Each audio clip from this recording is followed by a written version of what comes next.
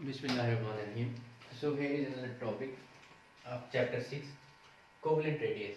Last time हमने atomic radius और ionic radius को डिफाइन किया था, उनकी कुछ प्रॉपर्टीज की डिस्कशन की थी. नाउ अब हमारे पास है कोवलेंट रेडियस. कोवलेंट रेडियस को हम डिफाइन कैसे करेंगे? It will be the half of the bond length between two similar और identical atoms covalently bonded to each other. जब दो आइडेंटिकल या एक जैसे एटम कोवलेंट बॉन्ड की मदद से आपस में जुड़े हुए होंगे तो उनका जो इंटर न्यूक्लियर डिस्टेंस होगा, अगर आप उसका हाफ लेते हैं, that will be the covalent radius of each atom. हम कहना क्या चाह रहे हैं, एक एग्जांपल देखते हैं. अगर आपके पास दो सेम एटम, लाइक ये भी आपके पास एटम ए है, ये भी एटम ए है, दो सिमिलर एटम, आइडेंटिकल एटम, एक जैसे एटम कोवलेंट बॉन्ड की मदद से आपस में जुड़े हुए होते हैं, तो उनका जो इंटर न्यूक्लियर डिस्टेंस है, इंटर न्यूक्लियर मतलब दो न्यूक्लियस के दरमियान, एक एटम का एक न्यूक्लियस और दूसरे एटम का दूसरा न्यूक्लियस, दोनों के न्यूक्लियस का जो दरमियानी फासला होगा, ये ग्रीन लाइन से जो शो है, जो दरमियानी फासला होगा उसका अगर हम हाफ ले लेते हैं तो वो एक एटम का कोवलेंट रेडियस होगा. Half of the bond length. हमारे पास एक जब दो एटम जुड़े होते हैं तो उनके न्यूक्लियाई का दरमियानी फासला दरअसल उसकी बॉन्ड लेंथ भी कहलाता है, और इसी को आप लोग इसका इंटर न्यूक्लियर डिस्टेंस भी कह सकते हैं. इंटर न्यूक्लियर यानी कि न्यूक्लियस के दरमियान का फासला, इंटर न्यूक्लियर डिस्टेंस. आप बॉन्ड लेंथ का हाफ ले लें या इंटर न्यूक्लियर डिस्टेंस का हाफ ले लें बिटवीन टू सिमिलर एटम जो कोवलेंटली बॉन्डेड होंगे, और उसका आप लोग हाफ ले लेते हैं अगर, तो वो आपके पास उसका कोवलेंट रेडियस कहलाता है. कोवलेंट रेडियस जो है, सॉरी, एडिटिव प्रॉपर्टी है. पहले हम इसकी कुछ एग्जांपल लेते हैं. फॉर एग्जांपल हम बात करते हैं H2 मॉलिक्यूल की. H2 मॉलिक्यूल में हाइड्रोजन के दरमियान जो इंटर न्यूक्लियर डिस्टेंस होता है, या फिर आप इसे उसकी बॉन्ड लेंथ कहते हैं, वो हमारे पास होती है 75.4 पिकोमीटर. वो होती है या बॉन्ड लेंथ या इंटर न्यूक्लियर डिस्टेंस जो होता है वो होता है 75.4 पिकोमीटर. अब ये दो हाइड्रोजन के एटमों का इंटर न्यूक्लियर डिस्टेंस होगा. अगर हम एक हाइड्रोजन का कोवलेंट रेडियस निकालना चाहते हैं तो क्या करेंगे, हम इस वैल्यू को 2 पे डिवाइड करेंगे तो हमारे पास ऑलमोस्ट 37.7 पिकोमीटर एक हाइड्रोजन एटम का आपके पास क्या आ जाएगा, एक हाइड्रोजन एटम का कोवलेंट रेडियस आ जाएगा.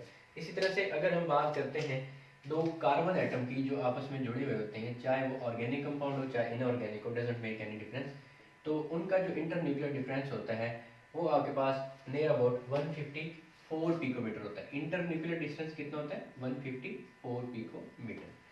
और आपके पास जो एक कार्बन एटम का कोवलेंट रेडियस होगा, सिंपली हम इसको 2 पे डिवाइड कर देंगे. ऐसे समझे ना कि ये एक कार्बन एटम है, ये एक दूसरा कार्बन एटम है, इनका इंटर न्यूक्लियर डिस्टेंस, दरमियानी जो डिस्टेंस है वो 154 पिकोमीटर है. अगर हमें एक एटम का कोवलेंट रेडियस निकालना है वो उसका हाफ होगा, इसलिए हम उसको 2 पे डिवाइड कर देंगे. That will comes out near about 77 picometre. तो ये एक कार्बन एटम का क्या होगा, आपके पास कोवलेंट रेडियस होगा. Now, covalent radius is additive property. It is additive in nature, like as internuclear distance is equal to covalent radius of A atom plus covalent radius of B atom. इसकी application या best example हमारे पास है chloroform. आपके book में given है CHCl3, ये chloroform है हमारे पास. उन्होंने कहा है कि आपके पास कंपाउंड क्लोरोफॉर्म गिवन है, उसमें आपके पास 3 हाइड्रोजन है कार्बन से अटैच और एक क्लोरीन है. उन्होंने आपको एक चीज बताई है, that is bond length of carbon chlorine. Carbon chlorine का जो इंटर न्यूक्लियर डिस्टेंस है यहाँ पे, या जिसे आप बॉन्ड लेंथ कहेंगे, उसकी वैल्यू आपके पास उन्होंने बता दी है, दैट इज 176.5 पिकोमीटर. ये आपको वैल्यू नॉन है, सॉरी. और दूसरी वैल्यू आप लोगों को नॉन है, that is the covalent radius of the chlorine, that is 99.5 picometre. ये आपको दो चीजें नाउन है. वो कहते हैं कि आप इस केस में कार्बन का जो कोवलेंट रेडियस है वो बताएं. तो वो आप किस तरह से फाइंड करेंगे, सिंपल वे में.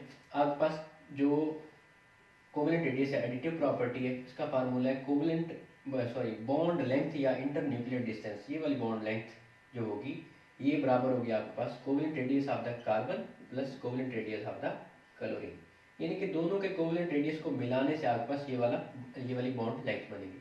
अब बॉन्ड लेंथ आपको नोन है और रेडियस ऑफ द क्लोरीन आपको नोन है, कार्बन आपको फाइंड करना है, तो फार्मूले को रीअरेंज कर लेंगे। Covalent radius of the carbon will be equal to R minus covalent radius of the chlorine.